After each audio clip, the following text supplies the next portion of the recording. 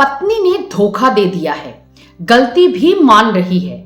मेरे दो छोटे छोटे बच्चे हैं। समझ में नहीं आ रहा है कि मैं अपनी पत्नी के साथ रहूं या तो उससे तलाक ले लूं और अलग हो जाऊं।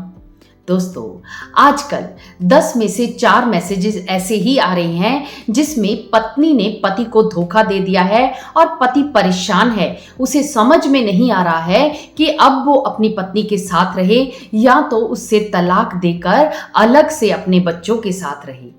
दोस्तों, ये बहुत ही सेंसिटिव मैटर है। बहुत ही ध्यान से हर बात पर विचार करना पड़ेगा, तभी हम किसी नतीजे पर पहुंच सकते हैं। क्योंकि पति पत्नी का रिश्ता तो विश्वास का ही रिश्ता होता है। अगर इस रिश्ते में विश्वास ही टूट जाए तो इस रिश्ते में कुछ भी शेष नहीं रह जाता है।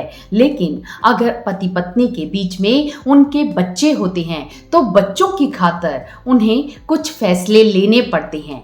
तो आज इस वीडियो में मैं निधि गर्ग आप लोगों के साथ 5 ऐसे पॉइंट शेयर करूंगी जिससे आप भी अगर ऐसी किसी प्रॉब्लम को फेस कर रही हैं तो आपको भी सही निर्णय लेने में मदद मिलेगी। हर पॉइंट इक्वली इंपॉर्टेंट है, लेकिन 5th पॉइंट बहुत ही ज्यादा इंपॉर्टेंट है। उस बात पर जरूर विचार करना। तो चलिए दोस्तों, शुरू करते हैं, जिसमें सबसे पहली बात जो आपको करनी है कि आराम से बैठना है और सोचना है। आपको सोचना है अपने बच्चों के लिए कि अगर हम दोनों अलग हो जाते हैं तो इसका असर हमारे बच्चों पर क्या पड़ेगा। क्योंकि बच्चों को माता और पिता दोनों का प्यार चाहिए होता है। ऐसे समय में आपको यहाँ पर बहुत ही सीरियस तौर पर विचार करना होगा। क्योंकि पति पत्नी के रिश्ते में अगर कोई भी दिक्कत आती है तो उसका असर सबसे ज्यादा बच्चों पर ही पड़ता है। बच्चों की खातिर ही माता पिता गलतियां होने के बावजूद भी साथ में रहते हैं और बच्चों की परवरिश करते हैं। इसलिए आपको भी विचार करना है कि क्या ये गलती माफी के योग्य है। क्या हम बच्चों की खातिर एक दूसरे के साथ रह सकते हैं। अगर समय के साथ दोनों के बीच में पैचअप हो जाता है तो आप दोनों एक दूसरे को माफ करते हुए अपने जीवन में आगे बढ़ सकते हैं। लेकिन बच्चों की खातिर आप दोनों साथ में अगर रहना चाहें तो रह सकते हैं। लेकिन इस बात पर विचार आपको ही करना है, क्योंकि ये एक पति का ही निर्णय होता है कि वो अपनी पत्नी के साथ अब फिर से जीवन की शुरुआत कर सकता है या तो फिर नहीं कर सकता है। दूसरा काम जो आपको करना है कि गलतियों को पहचानना है। पत्नी ने धोखा दिया, ये उसकी बहुत बड़ी गलती हो गई है, लेकिन उससे ये गलती क्यों हुई है इसके बारे में भी आपको विचार करना है। क्या कहीं ऐसा तो नहीं जिस समय आपकी पत्नी आपसे क्वालिटी टाइम मांग रही थी उस समय आप अपने टाइम को कहीं और इन्वेस्ट कर रहे थे। कहीं ऐसा तो नहीं जिस समय आपकी पत्नी आपसे तारीफ चाह रही थी आप उसके अंदर कमियां ढूंढ रहे थे। कहीं ऐसा तो नहीं जिस समय पत्नी आपसे सपोर्ट मांग रही थी उस समय आप किसी और की सपोर्ट करने में लगे हुए थे। थोड़ा सा आपको भी विचार करना है कि कहीं जिस समय पत्नी को आपकी जरूरत थी उस समय आप अवेलेबल नहीं थे, जिसकी वजह से आपकी पत्नी कहीं और मूव हो गई, यानी उसने अपने इमोशंस को कहीं और शेयर करना शुरू कर दिया है। इन सारी बातों पर आपको विचार करना है। ऐसे ही एक बार एक पत्नी ने मुझे बताया कि मैं अपने पति को सबक सिखाना चाहती थी। मेरे पति किसी और लड़की से बातचीत करते थे जो मुझे बिल्कुल भी पसंद नहीं था, लेकिन जब मुझे पता चला कि मेरे पति किसी और लड़कियों से बातचीत करते हैं और मैंने भी और लड़कों से बातचीत करना शुरू कर दिया, धीरे धीरे मेरे इमोशन कनेक्शन उस लड़के के साथ बहुत ही ज्यादा हो गए और पति को इस बात का पता चल गया। उसने अपनी गलती को तो छुपा लिया, लेकिन मेरी गलती सबके सामने ला दी। ऐसा ही आपको भी चेक करना है कि कहीं आपकी पत्नी आपको सबक सिखाने के लिए इस और तो नहीं बढ़ गई है। यानी अपनी पत्नी की गलतियों के साथ साथ अपनी गलतियों पर भी विचार करना है, उसके बाद ही आपको कोई फैसला लेना है। इसमें 3rd काम जो आपको करना है कि अपने स्वास्थ्य पर ध्यान देना है। जब भी एक पति को इस बात का पता चलता है कि उसकी पत्नी ने उसे धोखा दिया है तो सबसे पहले उसका मेंटल स्ट्रेस बढ़ जाता है। उसे लगता है कि अब तो मेरी गृहस्थी एकदम से खत्म हो जाएगी, क्योंकि वो गृहस्थी उन दोनों ने मिलकर बनाई होती है, दोनों ने उसमें इक्वली एफर्ट डाला होता है। और ऐसे समय में पति को लगता है कि अगर मेरी गृहस्थी बिखर गई, मेरे बच्चे बिखर गए तो हमारा क्या होगा, जिसकी वजह से उसके मन में बहुत सारे विचार आते हैं, कहीं ना कहीं वो डिप्रेस्ड होना शुरू हो जाता है।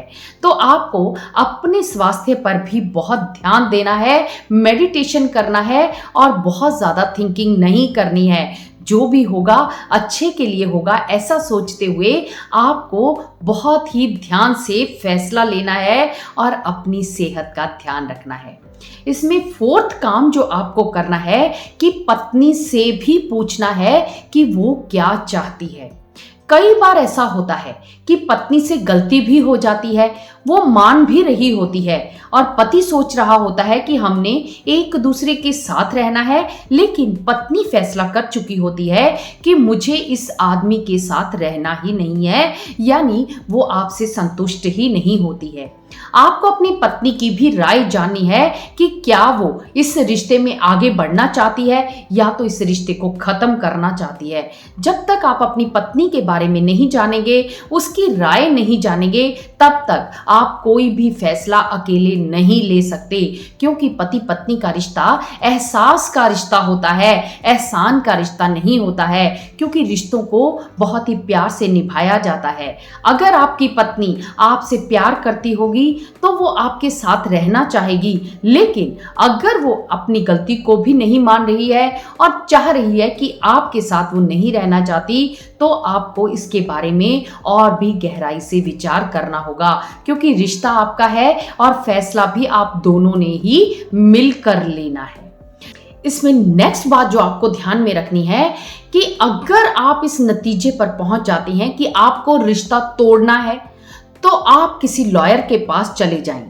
अगर आपको पता चलता है कि आप दोनों को रिश्ता जोड़ना है, तो आपको काउंसलर के पास जाना है, क्योंकि काउंसलर आपके रिश्ते को एक नई दिशा देता है, आपको समझाता है कि कैसे रिश्तों को मजबूत बनाया जा सकता है, कैसे आप दोनों एक दूसरे के साथ शांति पूर्वक रह सकते हैं, जिससे आपके बच्चों की भी ग्रोथ होगी, आप भी अपने रिश्ते में संतुलन कायम कर सकोगे और जीवन को एक नए तरीके से देख सकोगे। दोस्तों, इन पांचों बातों पर आपको बहुत ही गहराई से विचार करना है, उसके बाद ही आपको कोई फैसला लेना है। यूं तो ये सारी बातें आप ध्यान में रख ही लोगे, लेकिन फिर भी पति पत्नी के रिश्तों को निभाते हुए अगर आप कोई भी चैलेंज को फेस कर रहे हैं, तो आप हमसे काउंसलिंग भी करवा सकते हैं।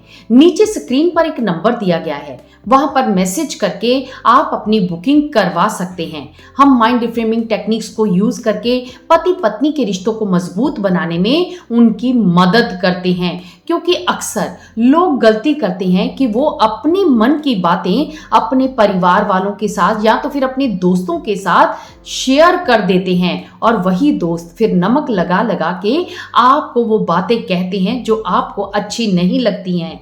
लेकिन एक काउंसलर गुप्त रूप से आपको सलाह देता है, आपको बताता है कि कैसे आप अपने रिश्ते को मजबूत बना सकते हैं। तो जीवन में आपको एक काउंसलर की अगर ज़रूरत हो तो डेफिनेटली आपको उस काउंसलर की मदद लेनी चाहिए, जिससे आप अपने जीवन में खुशियों को फिर से आमंत्रित कर सकें।